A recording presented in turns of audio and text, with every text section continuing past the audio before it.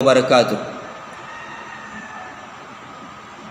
الحمد للہ الذی ہدانا لہذا وما كنا لنہتدی لولا ان ہدانا اللہ، والصلاة والسلام علی اشرف الانبیاء والمرسلین، اما بعد۔ عن ابی موسیٰ الاشعری رضی اللہ عنہ قال النبی صلی اللہ علیہ وسلم من صلی البردین دخل الجنہ، رواہ مسلم، حدیث نمبر 635۔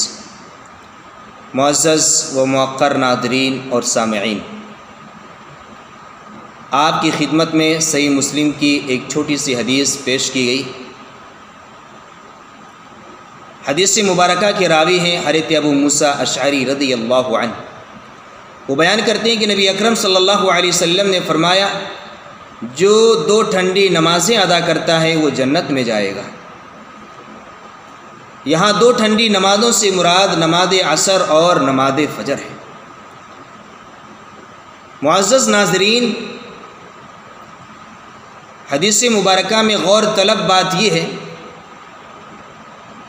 کہ 5 نمازوں میں سے صرف انہی 2 نمازوں کی حفاظت کی خصوصیت کے ساتھ تلقین کی گئی ہے، اور ان دونوں نمازوں کی حفاظت پر ایک عظیم خوشخبری اور بشارت بھی دی گئی ہے۔ آخر اس کی وجہ کیا ہے؟ اس کی پہلی وجہ تو یہ ہے کہ رات اور دن کے فرشتوں کی ڈیوٹیوں کی تبدیلی کے یہی 2 اوقات ہیں۔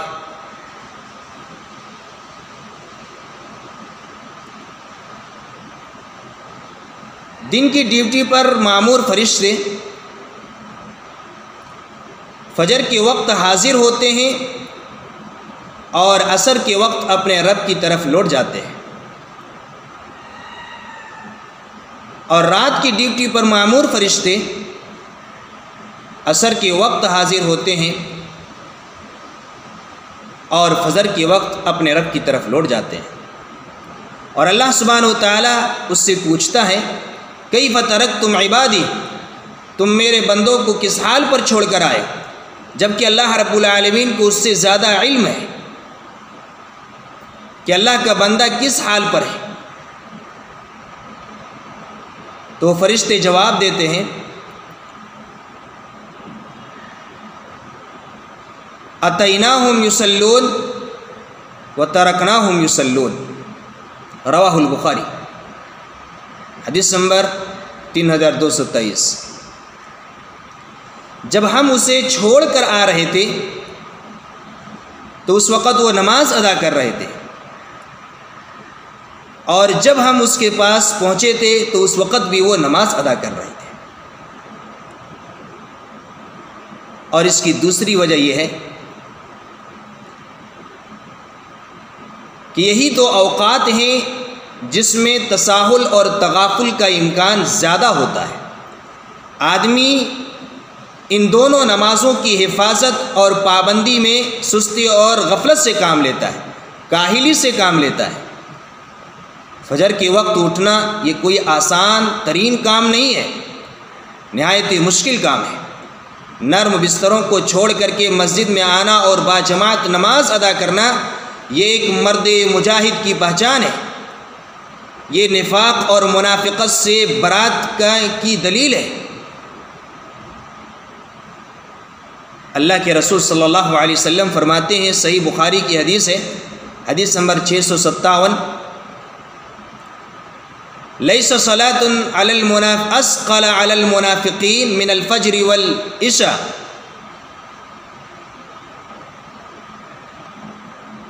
کہ منافقوں پر سب سے زیادہ بھاری نماز فجر اور نماز عشاء ہے۔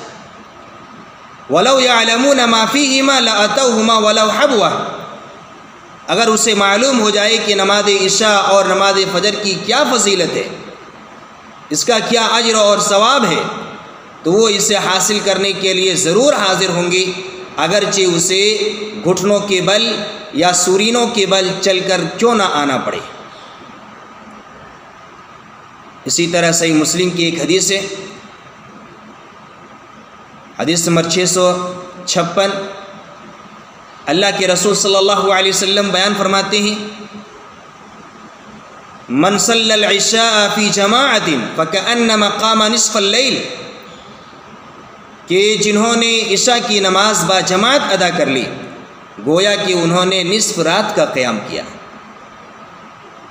ومن صلی الصبح، اور جو صبح کی نماز با جماعت ادا کر لے فکأنما صلی اللیل کلہ، گویا کہ اس نے ساری رات نماز پڑھی۔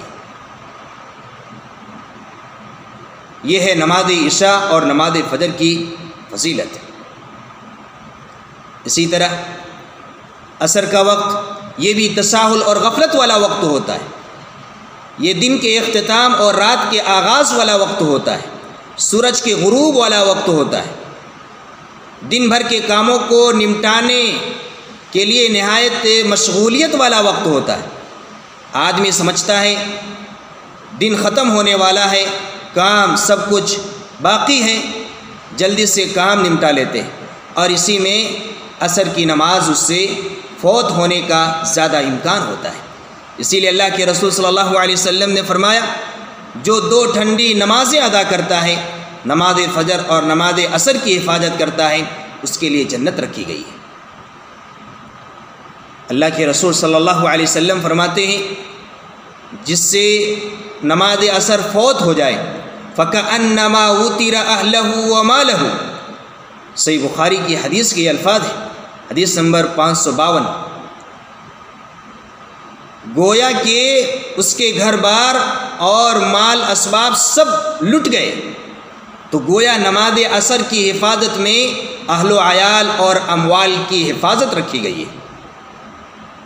الغرض ان دونوں نمازوں کی حفاظت جو کر لیتا ہے اس کے لیے دیگر نمازوں کی حفاظت کرنا آسان ہو جاتا ہے۔ اللہ سبحانہ و تعالیٰ سے دعا ہے کہ اللہ ہم سبوں کو پکے سچے نمازی بنا اور فرائض و واجبات کے ساتھ نوافل و سنن کا اہتمام کرنے والا بھی بنا۔ آمین۔ والسلام علیکم ورحمۃ اللہ وبرکاتہ۔